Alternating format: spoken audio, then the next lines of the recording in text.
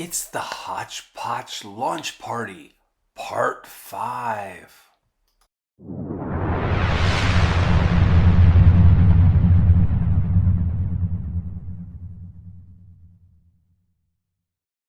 And now, Hotch Potch. We must have one more. Gail, how about you? Oh, me. Yeah. Thank you, Pam.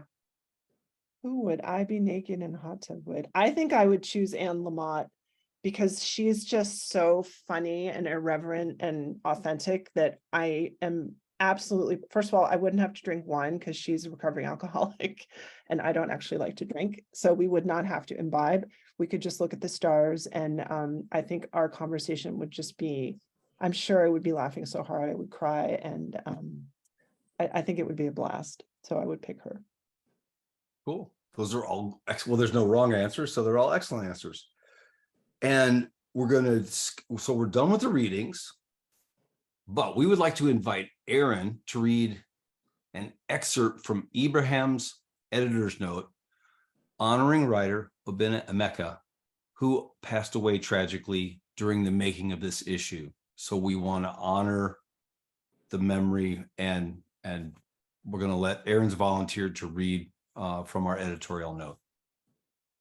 Yeah, thank you. So this is a slightly edited version of the editor's note that Ibrahim wrote, and I'll let it stand on its own. So Obinna Emeka was a guest writer for this issue. Sadly, Obinna was tragically killed following hospital negligence and handling complications he suffered from an auto accident in Nigeria on April 2nd of this year. He was 27. Obinna has no story, only a tribute in this issue. The Hotch Potch Collective is indeed a stew, a quilt, a jam band, and even in death, Obinna Emek remains a part of that. Obinna was a pharmacist, but in 2022, he took time off to write a novel, which he completed in January of 23. Obinna received a full manuscript request from his dream publisher a week before he passed. And following a series of events, the book is presently in the process of being posthumously published. Life is fleeting. Eras are like seasons.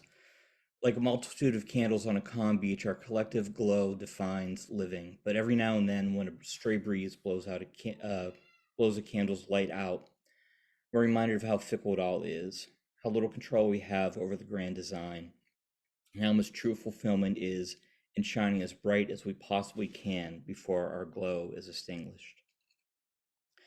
Because this note is not one of grief but of awareness, as we flip through the pages and enjoy the potpourri of creativity that has been served in this beautiful issue, when we get to Obinna's tribute, let us be reminded not only that Obinna Emeka is no longer with us, but also that in his writing he left behind sparks of brilliance that will remain bright for many seasons to come.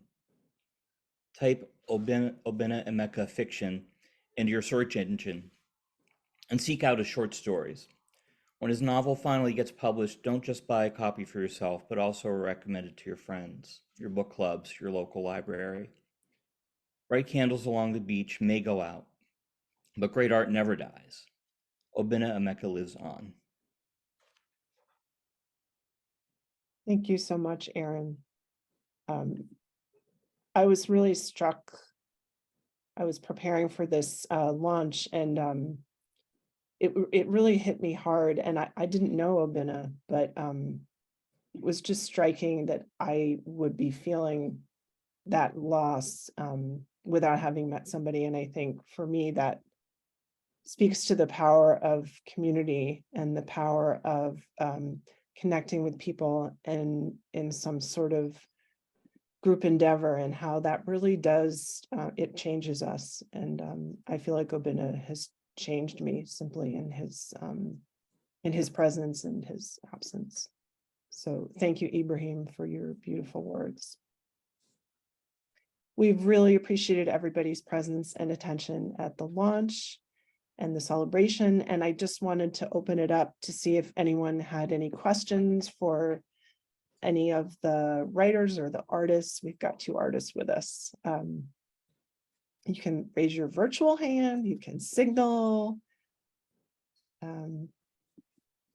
have a question. Yes. For the visual artist, I just want to know, sort of when you get into a piece and you don't know what to do next, or you're stuck, how do you get yourself past that? So I will open that up to Ayumi and Aaron.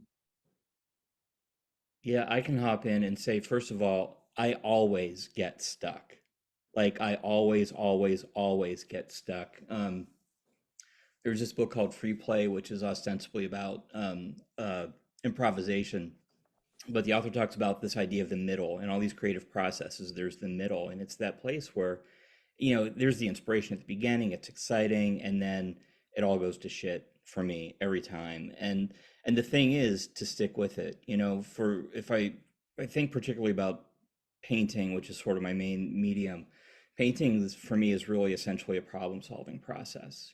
So I have this sort of initial inspiration, I get into it, and then it's a question of what's the next problem to solve. And for me, that middle point, that sticking point, is always where I feel overwhelmed. I'm looking at this thing that just looks terrible, and I just am feeling all kinds of hubris for even like pretending that I should be an artist. But if I just identify the next problem and the next problem and the next problem, and I continue to solve them, eventually I get through that middle phase, and something happens. And it's not always great, but the main thing is just freaking stick with it, at least for me. Ayumi? So since I started out in dance and theater and improvisation, I think I'm really lucky because I don't take my art like terribly seriously. Although it turns out it can be very serious. Later I'll go, oh wow, I was dealing with my friend's breast cancer here. But I don't come from that place yet. I just play, and I make sure I have lots and lots of materials to play with. And um, at some point, after 3 or 4 things get thrown out, I'll say, oh, okay, this is what I'm doing. And then I guess I get serious. I'm not sure. I get serious about everything else in my life. So I try to keep my art not serious because, life is serious. And so, yeah, I think I think what Aaron said about just continuing, yeah, just keep going. But it's not mental for me. So it's something else. And I feel grateful for that. And I don't want to lose that. Even if no one ever looked at anything, I don't want to lose the non-mental part of it. So Awesome. Thanks for the great question, PJ, and the really terrific insight to you both. Grab your very own copy of Hotch Potch. Check out the link at BookFunnel.